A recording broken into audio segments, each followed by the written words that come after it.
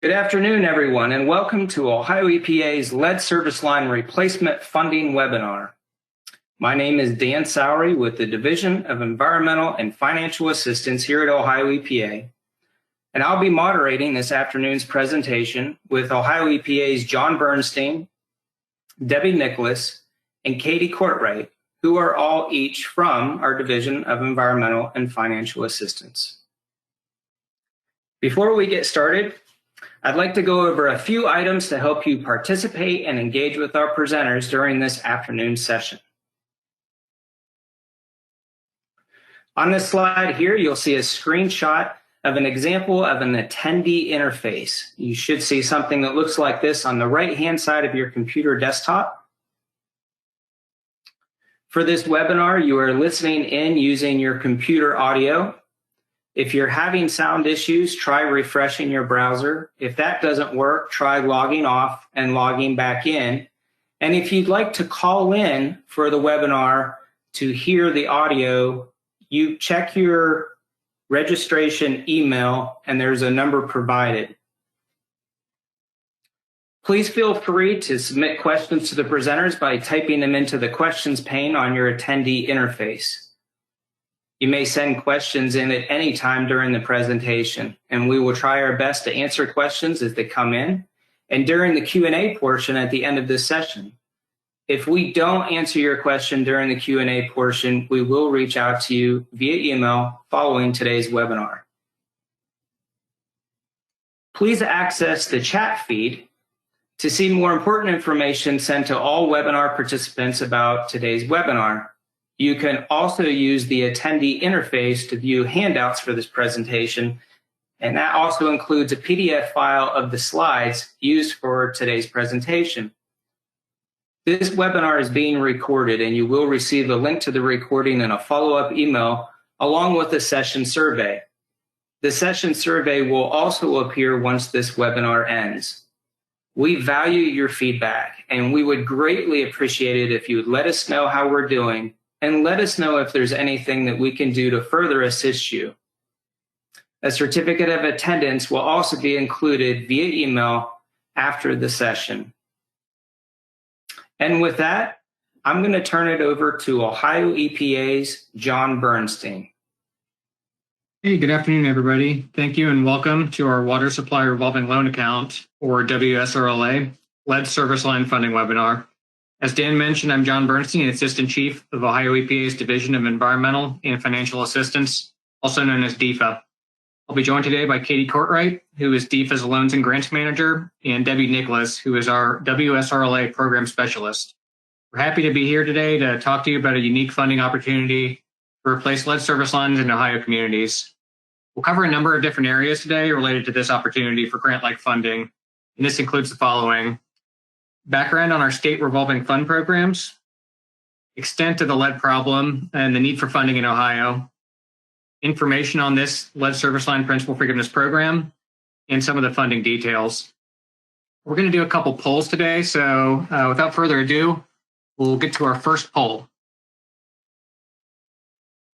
Poll question number 1. What is your affiliation? Local government official, which could be a council member, commissioner, administrator, utilities director, or other. A public water system, which could be director, superintendent, engineer, operator, etc. A consultant, business or private individual, or other. Please choose all that apply. All right, folks, I have launched the polls. When you get a chance, make your selections. And we'll give folks approximately 30, 45 seconds to make their selections.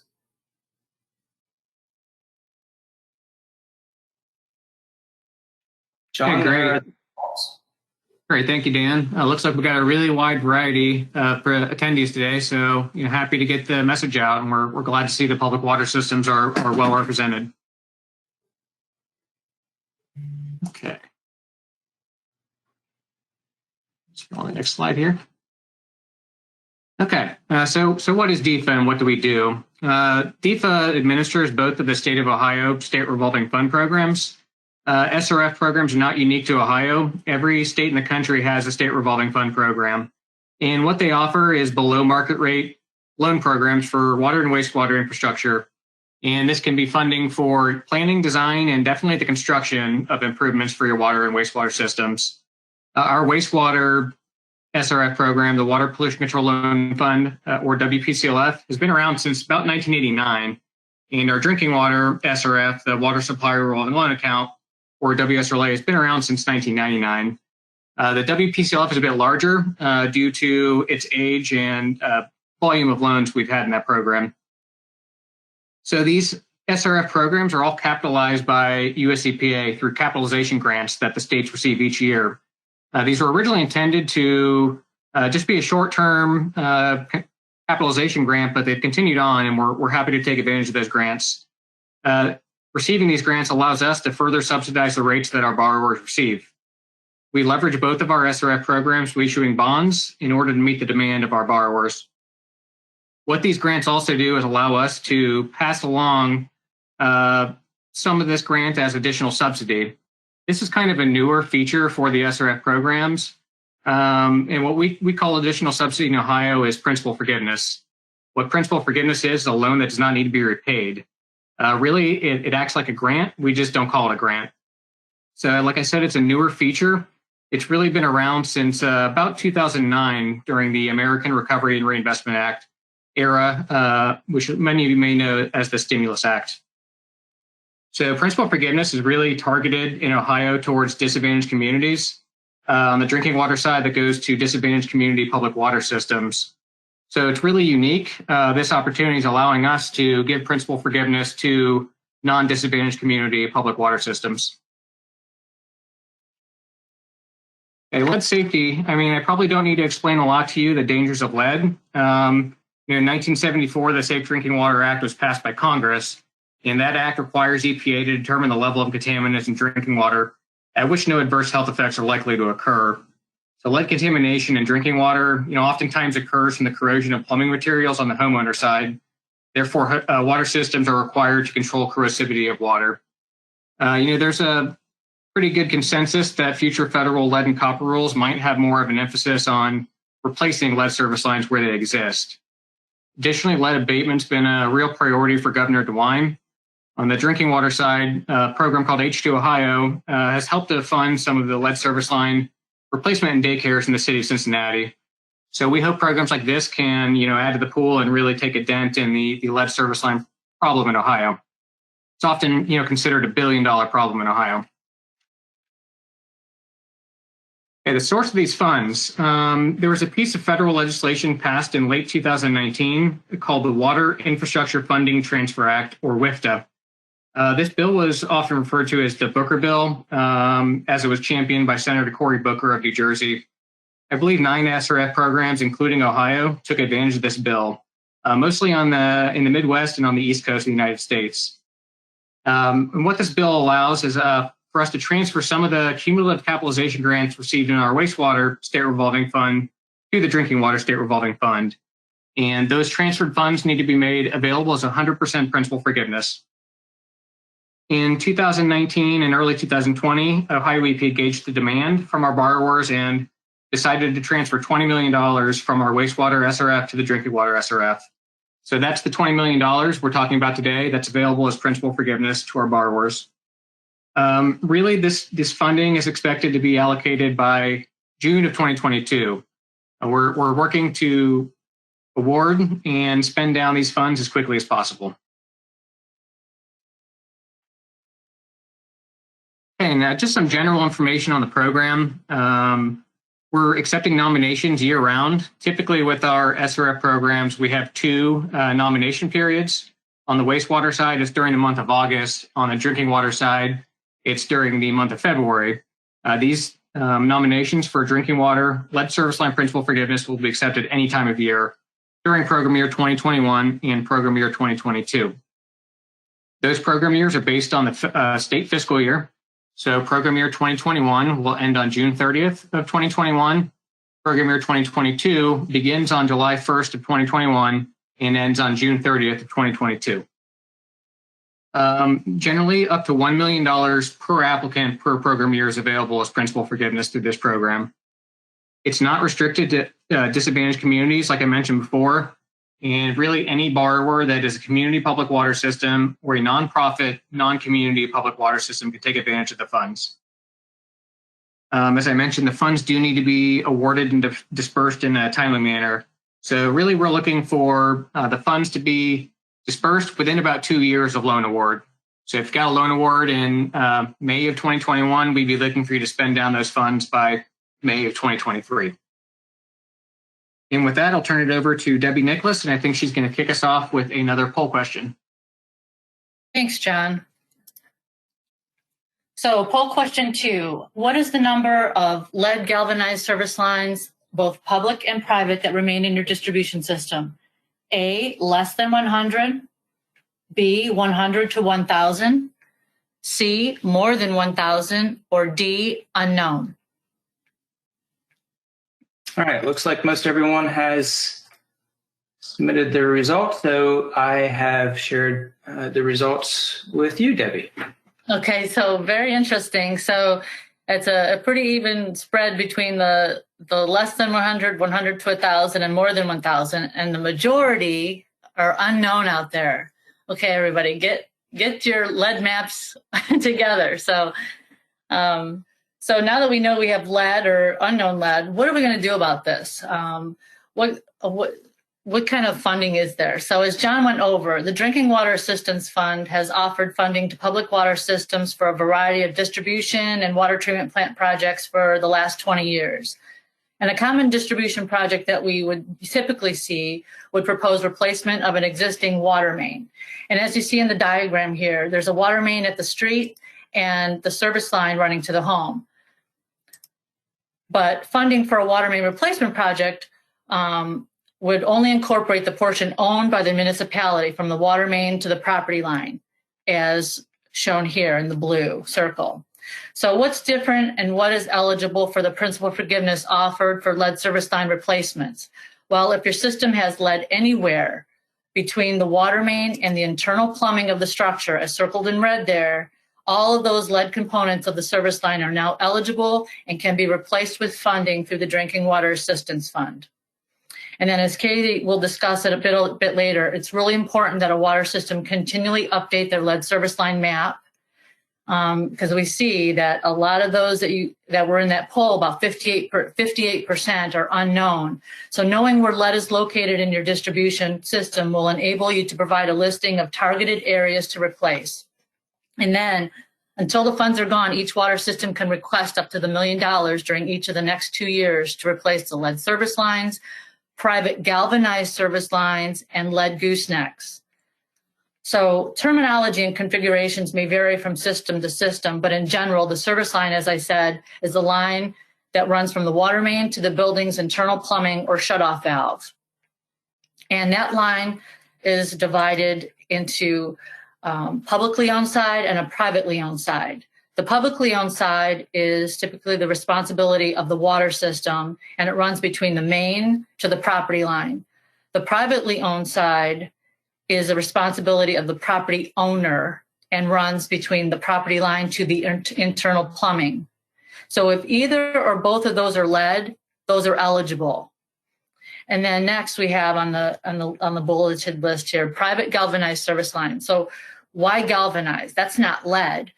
But pre-1960, galvanized steel was a popular choice to replace lead in plumbing. Steel pipes are galvanized when they are dipped in molten zinc to prevent rust.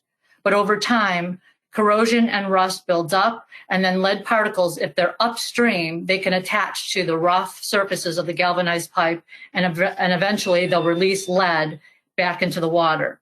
So if you have galvanized pipes downstream from lead, the galvanized pipes are eligible. And then last on the list here, lead goosenecks. So what is a gooseneck? So a gooseneck is, as what it says, it looks like a bent pipe, a gooseneck. And a gooseneck, or it's also could be called a pigtail, they're a short piece of pipe that connects the service line to the main. And back in the day, lead was used for goosenecks because it was both durable and easily bent. So if you have lead goosenecks, they are eligible. Okay.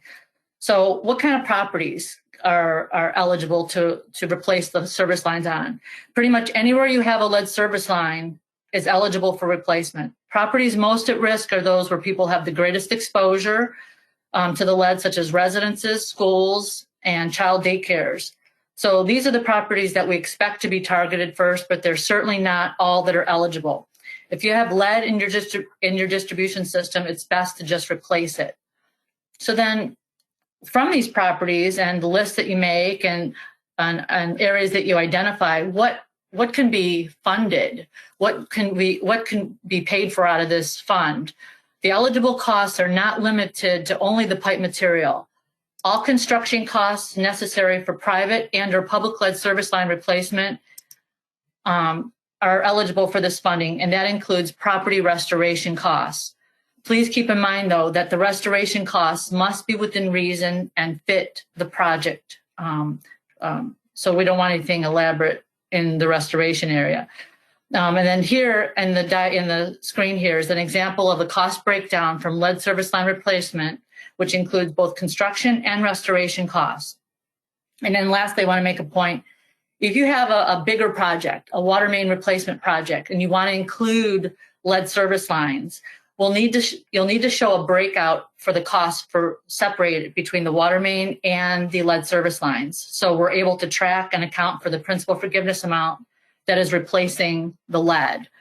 So now we have another poll, and we're going to move on to Katie.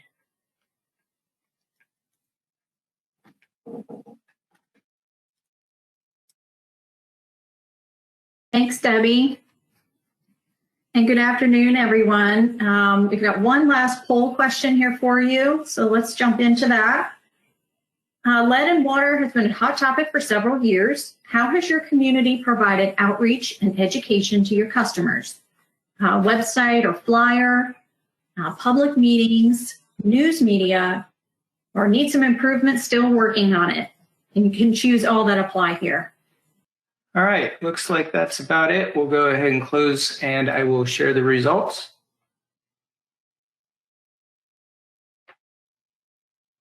Thanks, Dan. Kind of a mix here, and that's interesting. Definitely, websites are a common method these days for getting information out, and needs some improvement. Still working on it, close behind there. So there's always room for improvement when it comes to outreach and education, and hopefully we can give you some ideas on that today. All right. Well, this afternoon I'm going to wrap up our presentation by discussing some key items for funding consideration.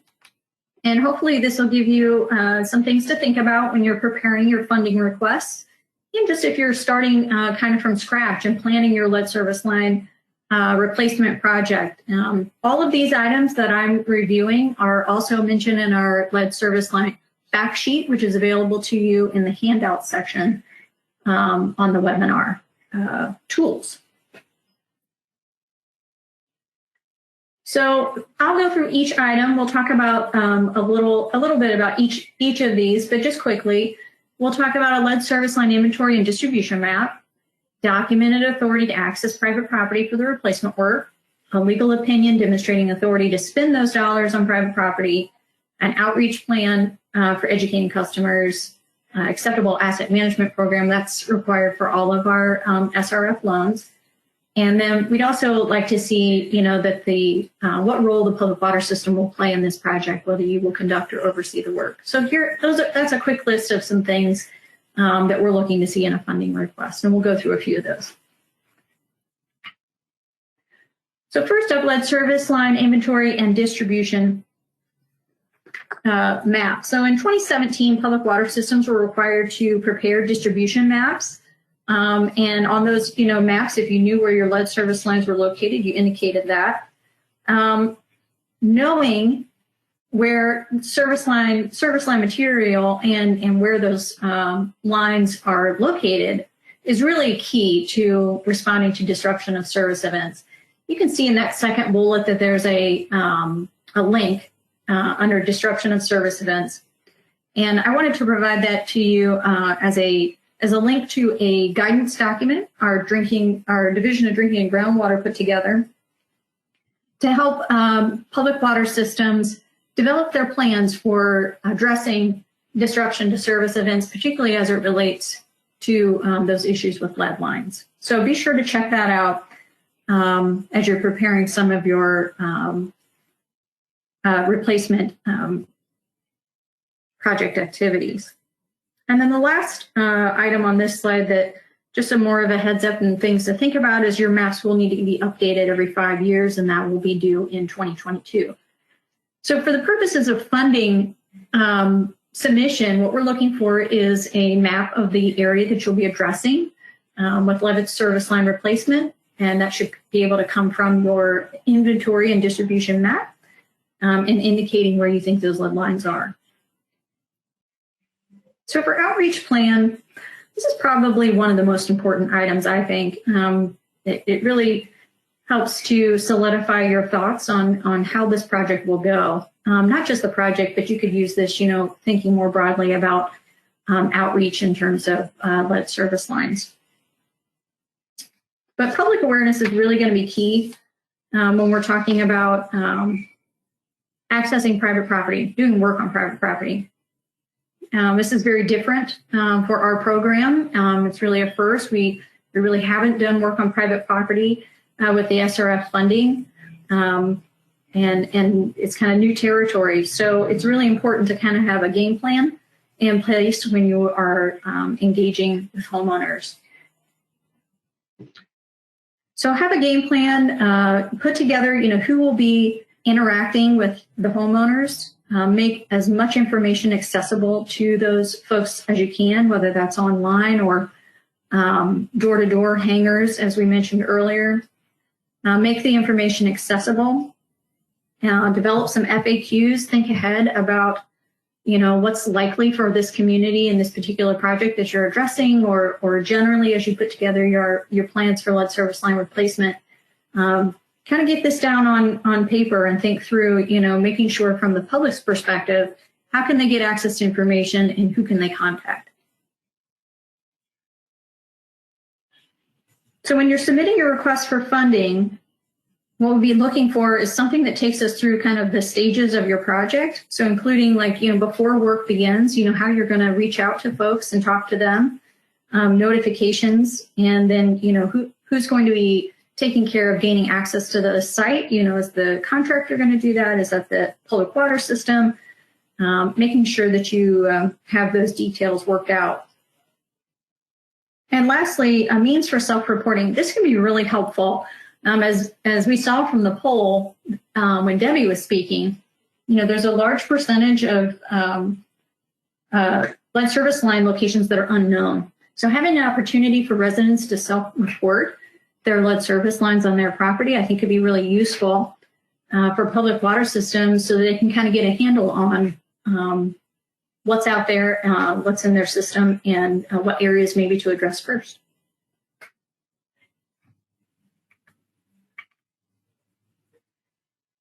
So access to private property.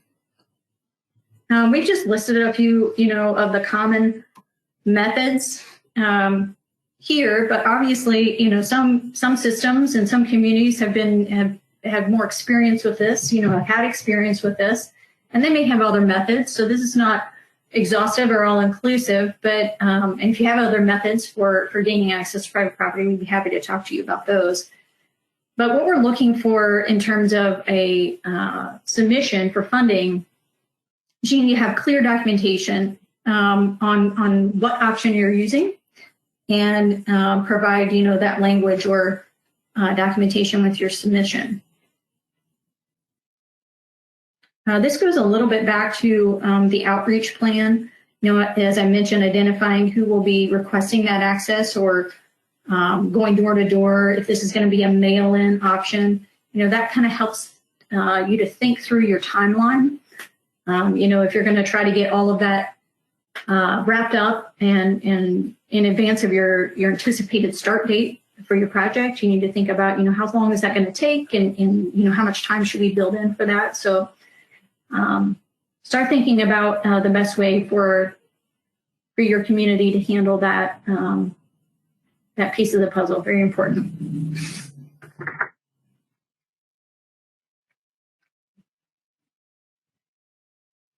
Just a quick note on the construction contract. All of our SRF projects are follow a standard contracting process. We have a contracting guide on our website. Be sure to check that out if you're not familiar with the program or haven't been through that before. But we do require formal bidding, unless there's an emergency type situation. But we do require a formal bidding process. And this is no different. Principal forgiveness is handled the same way as we would, a typical loan. So public water systems, we're looking for you to identify, the lead lines to be replaced and then bid that out. It can be bid as part of a water main replacement project or a standalone lead service line project. On that point, just a note though, if it is part of a water main replacement project, only the lead service line component is eligible for that principal forgiveness. The water main replacement project would be given that particular borrower's whatever rate that they typically are eligible for. But it can be bid together and performed at the same time. What we're asking for is that the lead service line portion be clearly identified in your bidding documents. You may even consider like a contract A, contract B situation for the lead service line component, just so that it's very clear.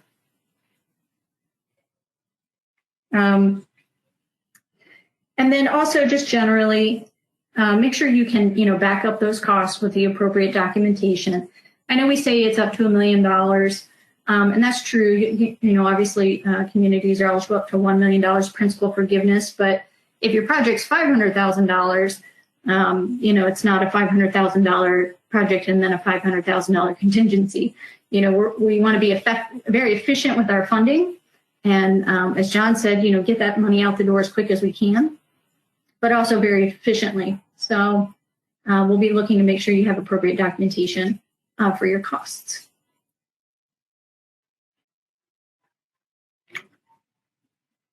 All right, last one here, I think.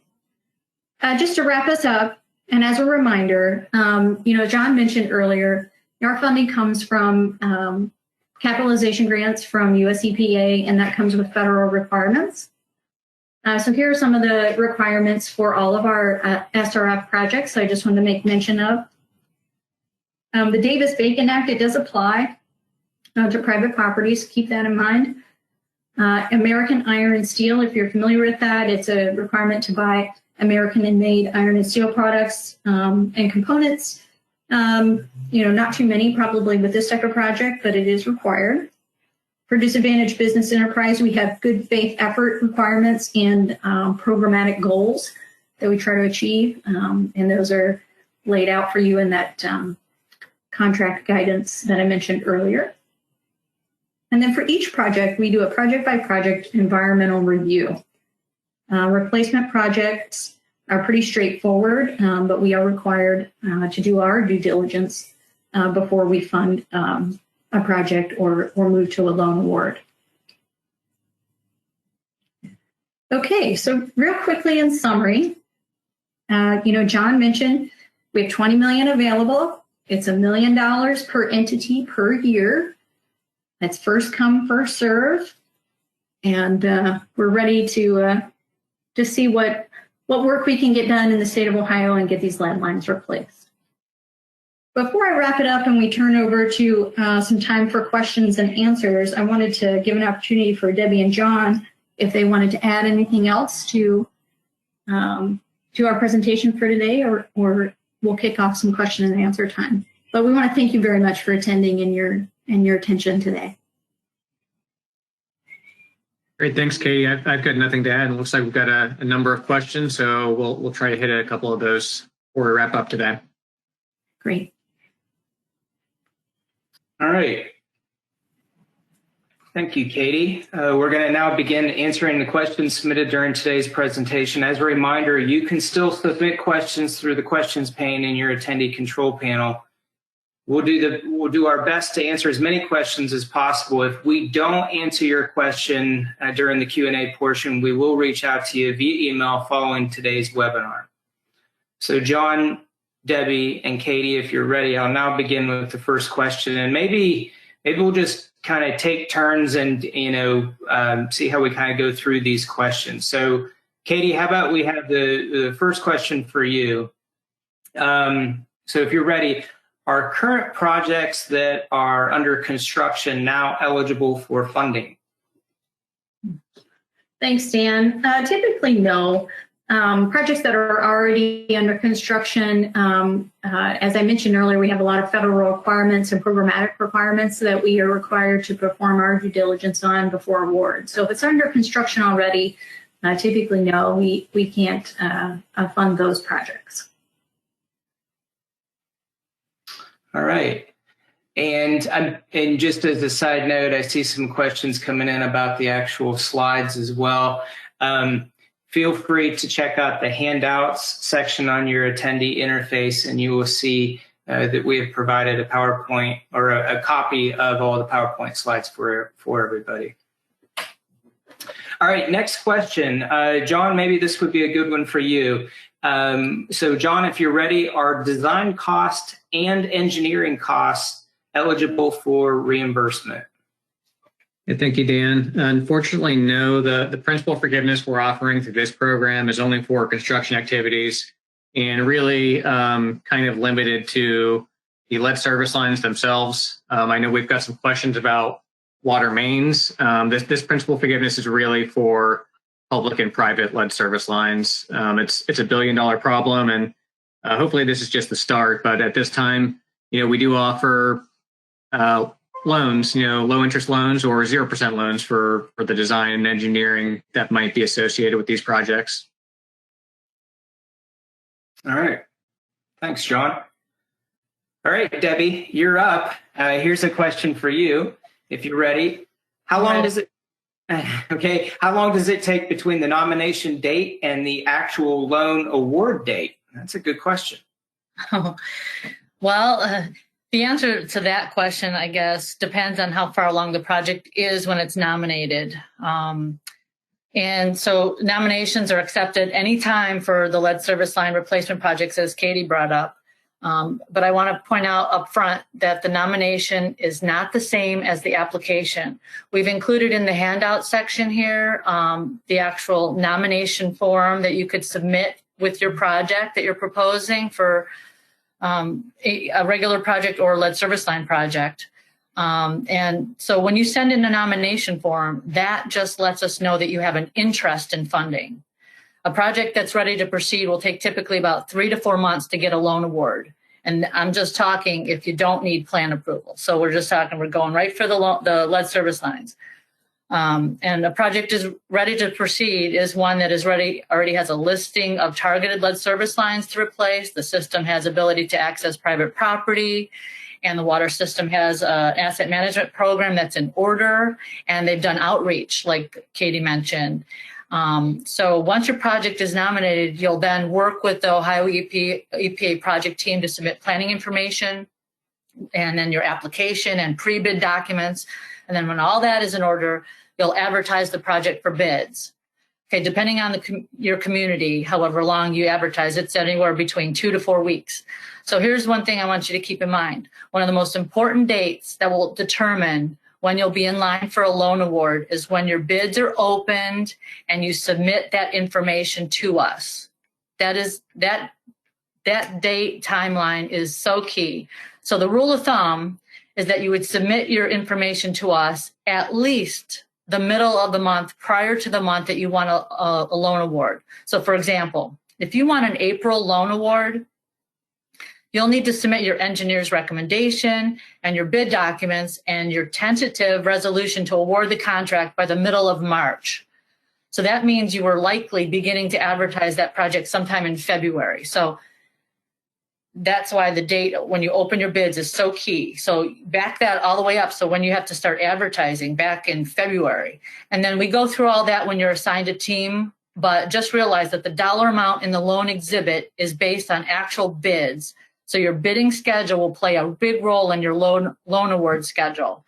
And I say loan because it is considered a loan with the principal forgiven. So it's still, even though if you're going to go for straight principal forgiveness, it's still considered a loan. And then please just don't just go out and advertise. Please work with us first. We have to guide you through that process. So that was my answer. Sorry. That was a very thorough answer. Thank you, Debbie. Okay. All right. Katie, you're up. Here's a question for you if you're ready. Do public water systems that get into the loan program in year one get priority for whatever money is left of the 20 million in year two? Gotcha. So this is what we were talking about earlier about first come, first served basis. So no, if a public water system, has a project and they're ready to go in year one, that's fantastic. We'll work with you to get that done quickly. And then, queue something up for year two, but that doesn't start like a priority list or a queue, if you will, for year two funding. It is also first come, first served. Okay. Okay. All right, our next question, John, if you want to take this one. Can you participate in the program if you are just doing lead service line replacements, or does it have to be tied to a bigger capital project like water main replacement project? Yeah, thank you, Dan. That's a good question. I think we anticipate seeing kind of both methods here. We're expecting that some communities might just do the lead service line replacement alone, and others might already have another capital project where they're replacing a water main and they are aware that they've got public and or private lead service lines in that area. So yeah, they're both eligible, and we're happy to talk to anybody that has a project they're working on, and our contact information is here. And I know we're getting a lot of questions, so any we don't answer today, we'll make sure to reach out to the individual askers of questions. Yep, and thank you for that reminder. Yeah, I see lots of good questions coming in. So, all right, Debbie, are you ready? We have another one for you. Okay. Okay, if you replace a lead service line and find galvanized on the customer side, does it have to be replaced also? Meaning, is Ohio EPA considering galvanized downstream of the city-owned lead service lines to be basically lead also? Okay, thanks, Dan. Great question, and I went over that. I touched on it at least in my presentation, and that we do encourage the galvanized to be replaced. If you find it in there, absolutely include it in your replacement. It's not going to be, at this stage at least, it's not required to be replaced, but we do encourage it. All right. So this next question, Debbie, actually, you might want to take this one too. It's kind of along the same line, but certainly feel free if anybody else wants to chime in. So this question is asked, it says currently galvanized lines downstream of lead are not required to be removed. This will possibly change with the upcoming revised federal rule. If a public water system gets a loan under the current rule requirements, will the current requirements extend throughout the duration of the loan, or will it change mid-loan to reflect the new rule?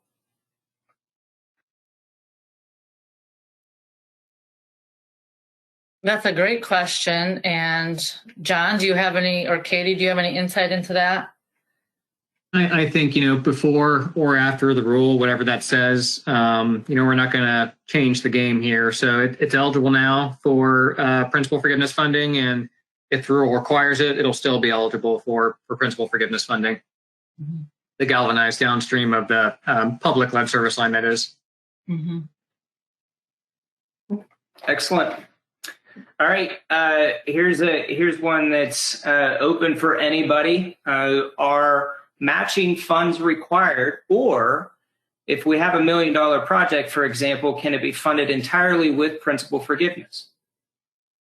Yeah, I can take that one, Dan. I guess that can get a little complicated. If you had $1 million project that was strictly lead service lines and the associated restoration, you could certainly get that funded through the program without any loan or additional fee on that. Smaller communities probably not going to have $1 million lead service line project. Likewise, it could still be funded entirely with PF if you're talking about $150,000 worth of lead. What we've seen so far is kind of what we discussed earlier, that somebody had a larger capital project and they identified areas with public and private lead service lines. And they use the principal forgiveness funds for that portion of the project and a low interest loan for like the water main replacement. All right. Thank you, John. All right, we have another one for any of you if you want to tackle this one. This question is, does the grant cover water main replacement if the water mains have lead joints?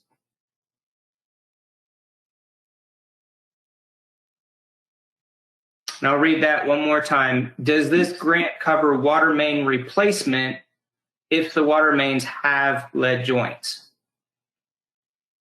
I can take that one, Dan. Okay. Sorry if Debbie, you're going to go. Unfortunately, no. This funding is really limited to the actual lead service lines.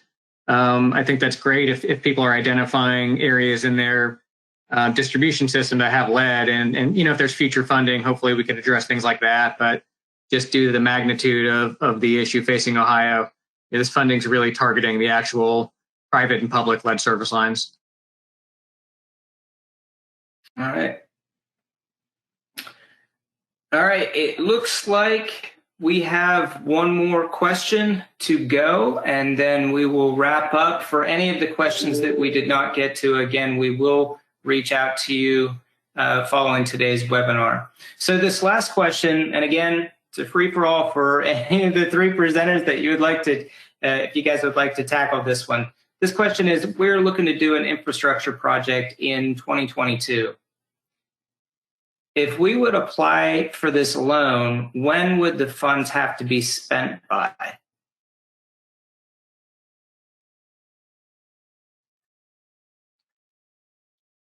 Dan, I guess I can take that one as well. As we mentioned, the funding's available for state fiscal year 2021 and 2022. So this program's going to wrap up by June 30th of 2022. Really, time is of the essence. We think there's going to be strong demand for these funds. As early as possible as you can get in for a project in 2022. If you were to have a principal forgiveness loan award in February of 2022, for example, you'd have 2 years. So you'd be looking at a 2-year completion, that's pretty long for an infrastructure project to be open for 2 years. So you'd have till February of 2024. And Dan, I do see a number of questions that are fairly specific. So, I know we've got a list of the questions here. We'll certainly get back to anybody whose questions we didn't answer. And Debbie, Katie, and I'd be happy to discuss with any communities or consultants, how this program could work for them. Yeah, I appreciate you saying that. And also check out the slide with John, Katie, and Debbie's contact information as well. So let's go ahead and close out for today. Thank you, John, Debbie, and Katie for your excellent presentations. And thank you everyone for attending today's webinar. Once you leave today's webinar, you will receive a survey. We value your feedback, and we would greatly appreciate it if you let us know how we're doing and let us know if there's anything that we can do to further assist you. A certificate of attendance will also be included via email after the session. Before we end for the day, please check out our upcoming sessions. On January 7th, we'll host our second of our 2 informational webinars on our Recycling and Litter Grant Program. This webinar will focus on how this competitive program provides opportunities for local government, schools, businesses, and nonprofit organizations to establish and implement recycling and litter prevention programs, recycling market development for manufacturers, expansion of recycling equipment and processing facilities, and recycling infrastructure improvements. The deadline for this online submittal for these grant categories is February 5th of 2021. And with that, we will end today's webinar. Thank you again for joining us, and have a great day.